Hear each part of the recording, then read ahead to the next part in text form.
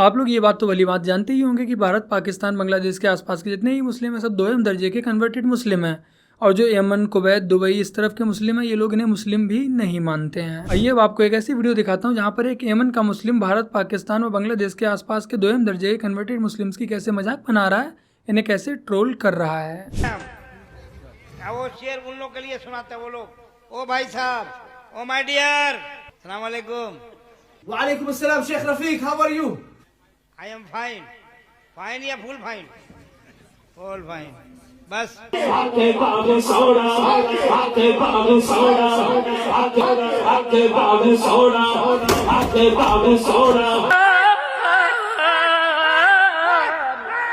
ওই কলবটা আমার মাওলা, কলবটা আমার মাওলা, লা ইলাহা ইল্লা আনতা সুবহানাকা।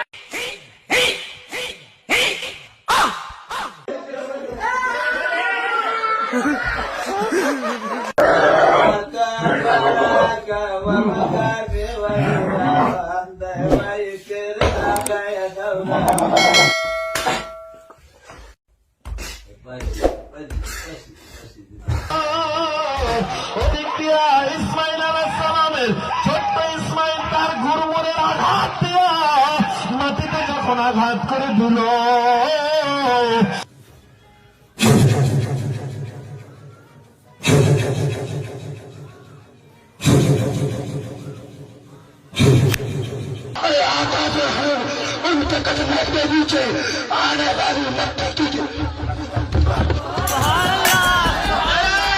असल में जो फर्जी होता है वो खुद को ज्यादा असली दिखाने की कोशिश करता है और फिर उसका नतीजा कुछ यही निकलता है। हम कहेंगे नमाज रोड पे पढ़ने के लिए सऊदी अरब, कुवैत, बहरीन में क्यों नहीं ये लोग दंगा करते, क्यों ऐलान नहीं करते वहाँ पढ़ने के बाद? यहाँ ही क्यों अलाउ? जब वहाँ पे लोग घर के अंदर पढ़ रहे हैं, वहाँ पे personal Saudi, Dubai, Bahrain, Kuwait कहता कोई माई का लाल पैदा हुआ हो बाहर रोड पे एक नमाज पढ़ के दिखा दे, यानी कि लाल कर देंगे। वहाँ जाके सब चुप हो जाएंगे, वहाँ कोई कुछ नहीं बोलेगा। सारा नाटक भारत के अंदर है। हाँ, नाटक है। समुदाय विशेष को टारगेट करके जो है जो सऊदी दुबई में किसको टारगेट कर रहा है? तो सऊदी दुबई किसको टारगेट? वही तो समुदाय विशेष नहीं टारगेट कर रहा। वो कैसे मना कर दिया हमारे यहाँ बाहर नहीं पढ़ना है? वो तो मुस्लिम कंट्री है, वहाँ पे कोई मोदी योगी बैठा, ये बताइए। जो असली मुसलमान है वो कभी भी सड़कों पर जाम करके नमाज नहीं पढ़ते, लेकिन हमारे यहाँ के दोयम दर्जे के कन्वर्टेड मुस्लिम जब तक सड़क को जाम करके आता है, इबादत करके उस पर नमाज ना पढ़ ले, उनका खाना नहीं बचता है। बस सुन लो, जो इंस्टाग्राम पर मुझे गाली दे रहे, चाहे वो कोई भी हो, मैं नाम लेने का, अनु कह रहे तू चमार जाति का नाम भी गंदा कर दिया, बस तुम मुझे गाली से भ्रमित नहीं कर सकते, चाहे तुम कितनी गाली दे दी। पर मास्टर ने चमार जब कसम खा रखी ना कि माँ काली का 10 मंदिर बनाओगा तब बनाओगा, और तुम बाबा साहब की टीपी लगा कर और गाली दे रहे उनको, उन्हें क्या क्या, और रविदास जी की डीपी लगा कर भी तुम गाली दे रहे। बस तुम पहले उनका सही तरह से उनके बताए रास्ते पता चलो।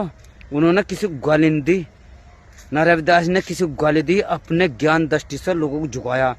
दूसरी बात, बाबा साहब बी आर अम्बेडकर ने भी किसी को गाली नहीं दी, ना हथियार से मारा, उन्होंने भी अपनी योग्यता से लोगों को झुकाया।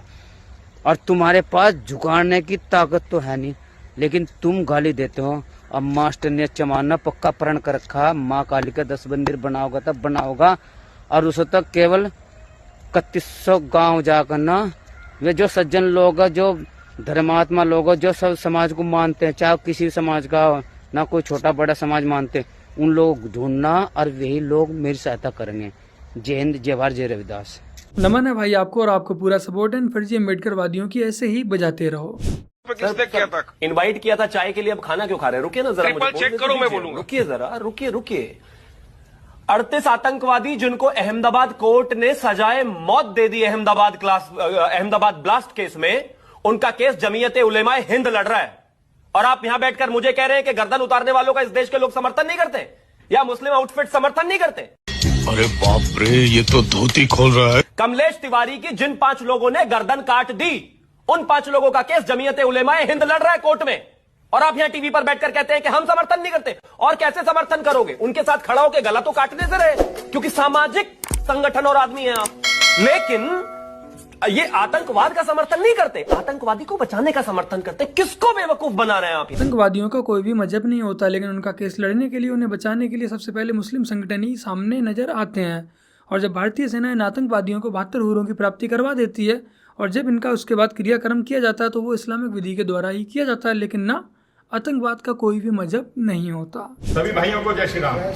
आज बहुत हर्ष का विषय है, हमने एक अपने युवा परिवार को घर वापसी कराई है।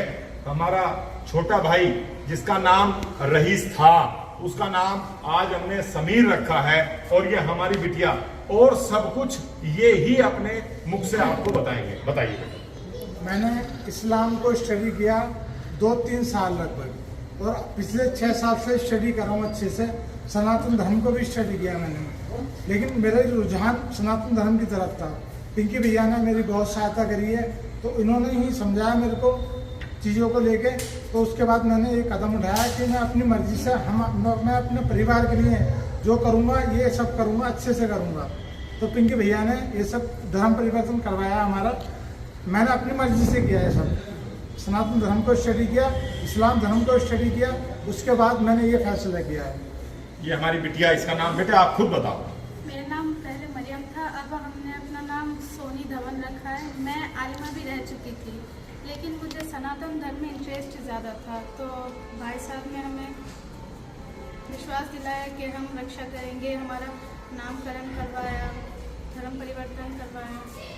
तो आज बहुत हर्ष का विषय है, मेरे बच्चे आज मेरे सनातन धर्म में आए हैं और मैं पूर्ण विश्वास दिलाता हूं कि मैं हर तरीके से इनका, जैसे इनके परिवार का जो मुखिया होता है, इस रूप में मैं इनकी रक्षा करूंगा और इनके साथ रहूंगा।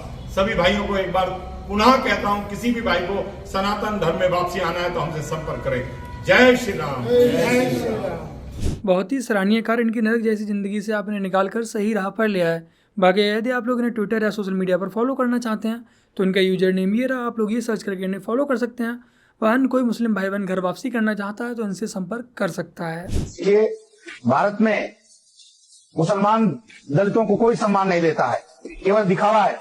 बाबा साहब डॉक्टर अम्बेडकर के संविधान को मानता ही नहीं है मुसलमान, क्योंकि मुसलमान तो बाबा साहब डॉक्टर अम्बेडकर के कोई भी चीज को नहीं मानता। वो कहता है मेरा कुरान बड़ा है, संविधान बड़ा नहीं है, मेरा कुरान बड़ा है, मेरा फतवा चलता है। उनके मौलवी कहते हैं कि मेरा कुरान बड़ा है, संविधान नहीं बड़ा है।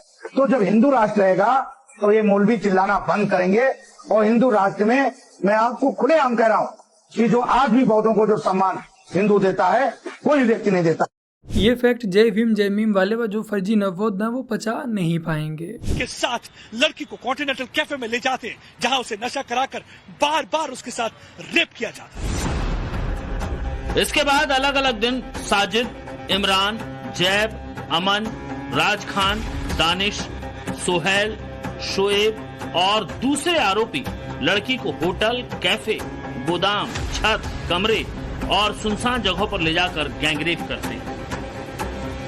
किसी की एक बेटी के साथ हैवानियत हुई, 23 लोगों ने उसके साथ मिलकर गैंगरेप किया। उस बेटी के पिता भी हमारे साथ मौजूद हैं। क्या कुछ हुआ आपकी बेटी के साथ, और वो कौन से लड़के थे जिन्होंने इस पूरी वारदात को अंजाम दिया? सर, लड़की जिस हिसाब से घर पहुंची बदमाश हालत में, वो 2 दिन तो एकदम नशे में थी, कुछ बताने की स्थिति में नहीं थी। उसको होश आने के बाद जब उसने एक कड़ी धीरे धीरे बताना चालू किया तो हम उसको थाने लेकर आए। थाने ले आने के बाद जो है सारी पूछताछ हुई। एक आदमी का जैसे जैसे उसको नाम याद आता गया उसे उसे वो बताती गई, और पुलिस ने उसी हिसाब से अपना कार्रवाई किया। वो लिखा हुआ है। इसमें 3-4 मुस्लिम लड़के भी बताए जा रहे हैं, जो कहा यह जा रहा है कि वो आरोपी थे। उन्होंने ही इसको ट्रैप में अपने पहले फंसाया, फिर उसके बाद उसको अपने साथ हुक्का बार ले गए, उसके बाद ये सारी चीजें घटना हुई। सर, उसमें ये सब सारी चीजें सही है। उसमें साजिद नाम का लड़का था जो कि ये सब जगह ले गया, बाकी और दोस्तों के साथ मिलकर अपने, और इसको जगह जगह ले जाकर नई नई जगह पे उसके साथ जो है बर्बरता किए हैं। ये भयावह घटना उत्तर प्रदेश के बनारस की है, जहां पर 23 लोगों ने मिलकर एक लड़की का 7 दिनों तक बलात्कार किया। योगी जी से मेरा बस यही निवेदन है कि इन बलात्कारियों को ऐसी सजा दी जाए जो मिसाल बन जाए, और कोई भी ऐसा कृत्य करने की सोचे तो उसकी रूह कांप जाए। सबसे ग्रेट चमार हमारे वास्को डी गामा थे, जो चमार थे, जो 1498 में भारत में खोज किए थे। तो बस मेरे प्यारे आई बनो आज की अपनी इस वीडियो में इतना ही। वीडियो को लाइक शेयर कमेंट और अपने चैनल को सब्सक्राइब आज से कर लीजिएगा। चलिए कल फिर से मिलते हैं एक और नई वीडियो के साथ, तब तक के लिए जय हिंद, वंदे मातरम, जय श्री राम।